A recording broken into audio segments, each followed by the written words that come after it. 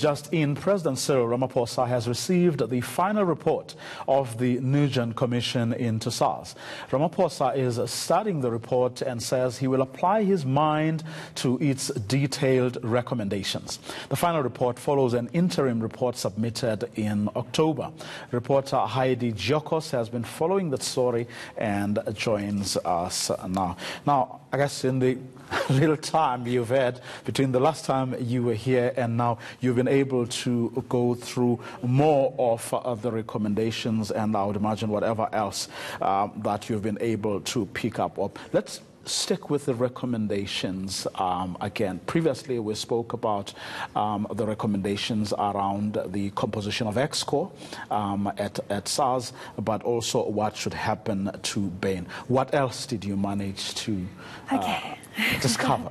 You know, it's very important to understand that the recommendations speak to a very long report about how they got to this recommendation. But one specific recommendation that I'd like to tap into is how they recommend an Inspector General be appointed to SARS. And they speak to this issue, saying that if an Inspector General was appointed during Tom Moyane's time, in all probability, all of this damage and destruction would have been avoided at the Revenue Service. So the recommendations clearly speak to the fact that certain individuals should be placed in certain positions and an oversight at the Revenue Service because of the amounts of destruction that they have uncovered. Okay, just a bit of, for purposes of clarity here.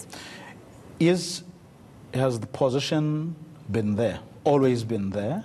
Or are they now saying maybe to get around some of the problems that have since been identified, what a proposal is to establish the office of an Inspector General? So what I've been able to gather is that the Nugent Commission is speaking to the fact that there is a lack of overview when it comes to SARS. And this has led to the destruction and to all this corruption that has unfolded at the Revenue Collector. And this is why they are speaking to the fact that they need to get an Inspector General. There was previously no Inspector General, and there was no oversight. There was no external body, if I can put it that way, to look at what was actually happening at the Revenue Collector. So the position never existed before. Yes, they are recommending they are it recommending it now, and they're speaking to how all of this could have been avoided if there was an oversight, if there was an Inspector General at SARS to have perhaps picked up from the beginning all these doings that was going on there. Another recommendation that they speak to is that SARS needs to look at reappointing former SARS employees.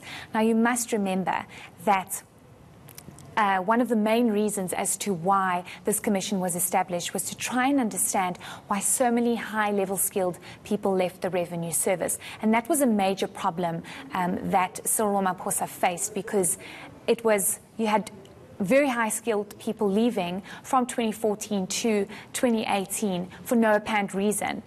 Obviously, this report shows why these people left, because there was an atmosphere of fear and intrigue. But the recommendation speaks to the fact that these people need to be reappointed. For example, you have head of IT Barry Hall, who left. He was the mastermind behind the great IT model that was built that made SARS so technologically advanced. Now SARS is struggling with its IT system because its highly skilled head of IT left. But couldn't there be unintended consequences here? Because remember, one of the central questions that were being asked around Tom Moyane himself was why so much power was concentrated in one man, and he was the only one who could pretty much do whatever he wanted to do.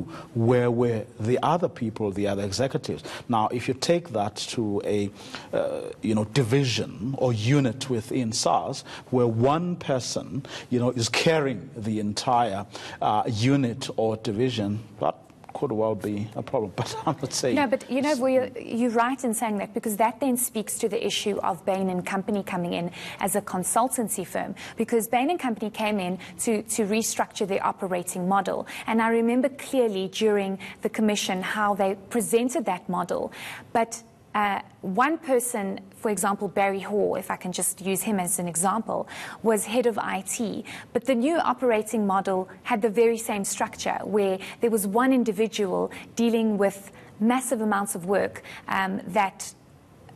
dealing with the department, and everybody else just became non-existent and their roles just became redundant. So this is why these recommendations about rehiring and reappointing former SARS employees is recommended, because of the value that they brought into SARS and how these very important structures have been dismantled and have caused massive repercussions on the revenue service. Another recommendation that speaks to the reappointments in a given department is, for example, in the IT department, we saw just recently, tax season, you had an issue of e-filing on the brink of collapse, where they were having massive issues. And one of the recommendations is how you need to find qualified persons from within or outside SARS to be placed in that position to find a way to deal with SARS's technology, because it hasn't been revamped in the last 2 years, yet funds have been allocated to do so. So, I mean, these recommendations speak volumes, because clearly the Nugent Commission finds a reason that the people within the IT department are not producing what they should and not advancing the IT system at all. Those two recommendations do make sense indeed, given that, I mean, once upon a time, SARS was indeed or at least one of the model departments, or institutions, if we may call it that. Heidi Giokos, who of course has been going through that final report